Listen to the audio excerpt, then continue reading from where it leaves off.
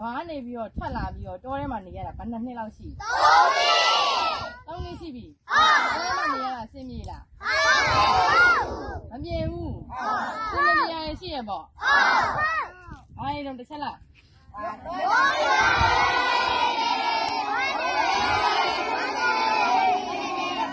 မိုးရွာတဲ့အခါမှာ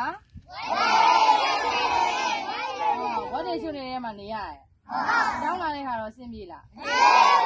မပြေဘူးဒါဆိုရင်ကိုရွာနဲ့ကိုမနေချင်ဘူးလား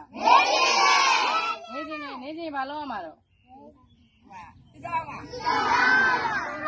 ရပါမလားရတယ်လား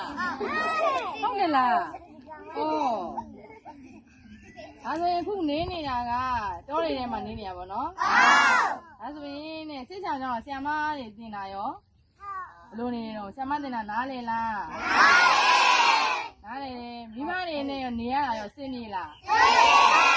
အေးဒါဆိုရင်ခက်ခဲရှိတာကသွားရေးလာရေးဟုတ်တယ်မလားသွားရေးလာရေးခက်ခဲရှိရတောထဲမှာနေရတာကအစင်မပြေတာလေဟုတ်တယ်နော်ဒီလိုကကိုယ့်ရွာကိုเจ้าကိုနေရတာစင်ပြေသွားရလာတာပဲခက်ခဲရှိရမလားအဲ့ဆိုရင်ဒါမျိုးပစ္စည်းတွေလောင်းဝယ်တာရောမပြောဘူးလားဒီတော့ဒါမျိုးတွေရဘူးလားမရဘူးဟုတ်လားဒါဆိုရင်နောက်ထပ်လားလူရင်လိုချင်တယ်လား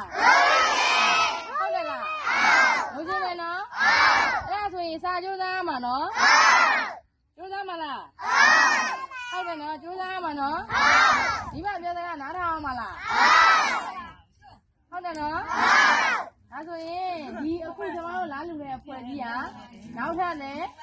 ဒီလိုမျိုးစစ်ချောင်းကြောင်းတွေဆိုရင်အများကြီးလားလူပေးလိုက်မယ်နော်ဟုတ်တယ်နော်အဲ့ဆိုရင်